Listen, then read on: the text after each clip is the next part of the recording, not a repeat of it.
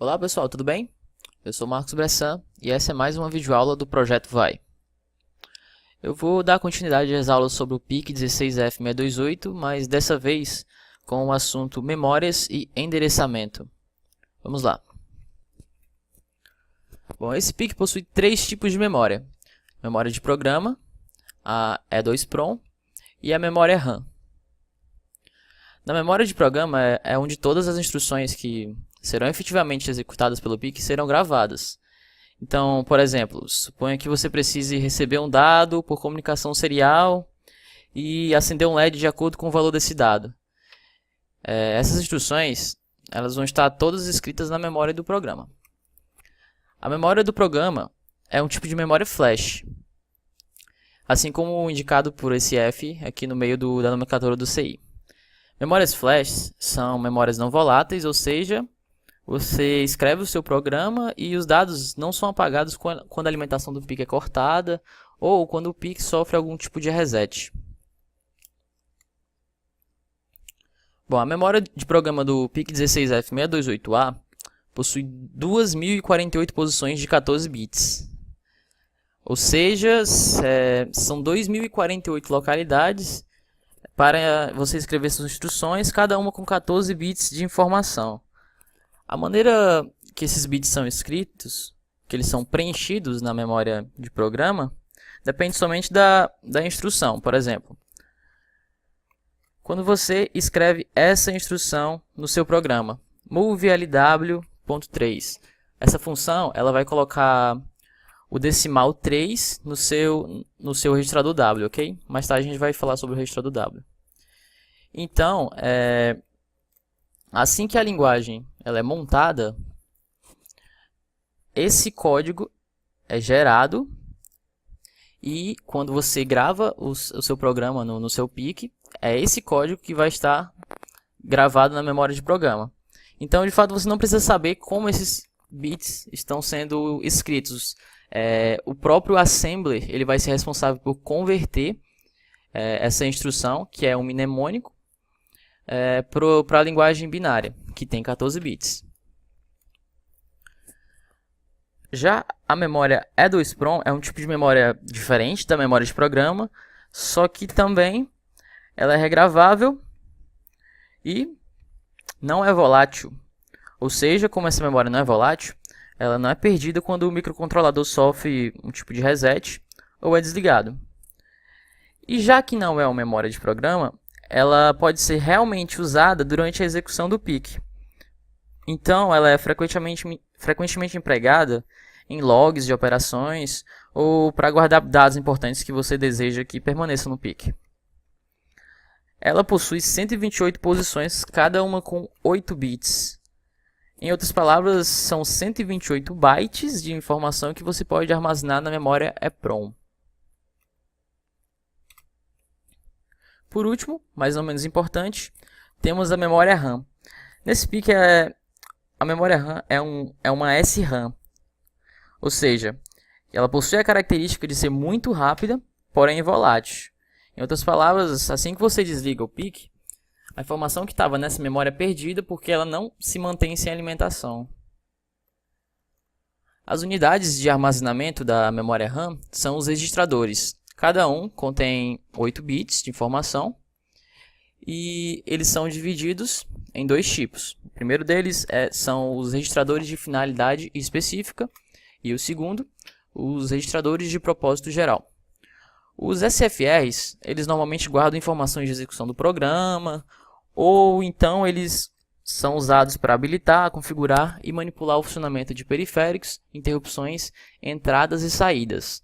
Por exemplo, se eu quiser usar o Timer 1 como contador, o Timer 1 é um dos periféricos desse PIC e mais tarde a gente vai aprender como utilizá-lo. Se eu quiser usar o Timer 1 como contador, então eu vou ter que acessar o SFR T1COM, habilitar o Timer 1 e os dados referentes à contagem vão estar presentes nesses dois dados. Ou seja, esses três registradores aqui, eles possuem a finalidade específica que é de manipulação e de configuração do Timer 1. Outro exemplo é o registrador status. O status ele contém algumas flags que representam o estado da operação anterior. Por exemplo, vamos supor que você fez uma subtração e o resultado deu 0. Existe uma flag aqui nesse registrador, que é um bit desse registrador, que indica que a última operação resultou em 0.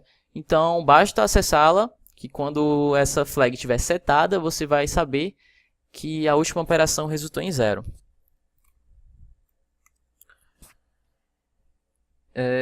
Então, vamos partir agora para os GPRs. Eles são registradores mais livres, eles não estão ligados a nenhum periférico e eles podem ser usados simplesmente para armazenamento de dados, como variáveis de programa, certo?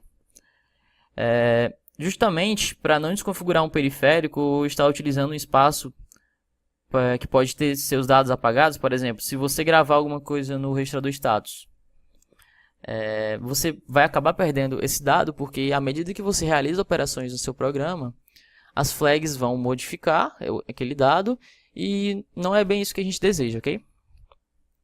Como você pode ver nessa imagem, os registradores da memória RAM são divididos em 4 bancos. Aí são eles, o banco 0, banco 1, banco 2 e banco 3. Se eu, por exemplo, quiser acessar o registrador PIE1, eu vou ter que estar efetivamente do banco 1. Tanto para ler esse registrador, como para modificar o valor que tem escrito nele. Da mesma maneira, se eu tiver gravado algum dado em algum GPR aqui do banco 0, então certamente eu tenho que estar no banco 0 para poder acessar esse valor. Uma coisa interessante que vocês podem notar é que existem diversos registradores que estão espelhados em diversos bancos. Por exemplo, o timer 0 ele está presente. O TMR0, certo? É um registrador que ele está presente tanto no banco 0 quanto no banco 2. Então, eu posso estar em qualquer um desses bancos para poder acessar o valor que tem no TMR0, certo? Só não posso estar no banco 1. Se eu estiver no banco 1, eu preciso ou comutar para o banco 0 ou comutar para o banco 2. Outro exemplo é o registrador status. O registrador status está presente em todos os bancos. Então, não importa em que banco você esteja, sempre vai ser possível acessar, modificar, verificar as flags que estão contidas no registrador status. Isso até inclusive porque mais tarde a gente vai ver que no registrador status é que a gente altera os bancos. Então, é conveniente que ele esteja em todos os bancos.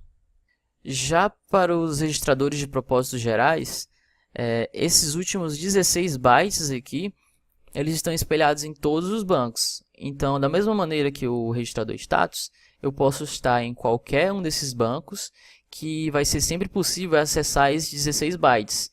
Então, inclusive esses 16 bytes são usados para aquelas variáveis que você realmente não quer estar preocupado com que banco você está. Você simplesmente quer acessar aqueles valores, então basta acessar algum registrador que esteja aqui que você vai conseguir fazer isso de qualquer banco. Entretanto, é preciso sempre estar atento que, por exemplo, esses 80 bytes aqui de GPRs, eles só podem ser acessados do banco 0, assim como esses outros 80 bytes aqui só podem ser acessados no banco 1 e esses 48 bytes somente no banco 2. Outra coisa interessante que vocês podem notar olhando para essa figura são esses espaços em brancos, certo? Principalmente entre os SFRs, correto? Por que eles estão aí? Bom, esses registradores, de fato eles não estão implementados e eles não são registradores que podem ser modificados. Se você tentar ler o que está escrito neles, você só vai ler 0. Então, eles estão por aí justamente para poder guardar a compatibilidade desse PIC com os outros PICs da família. Deixa eu dar um exemplo para vocês. O PIC 16F877 ele contém o porte C, o porte D e o porte E. Então, esses espaços aqui já são reservados para esses 3 outros registradores que só existem em um outro PIC da família. Só que eles não são ocupados nesse PIC justamente para manter a compatibilidade, assim como existe o TRIZ-C, o TRIZ-D e o TRIZ-E. Então, existem outros também, por exemplo, existe o PIR2, o PIE2. Então, é preciso manter essa compatibilidade entre os PICs da família e é por isso que são deixados esses espaços em branco.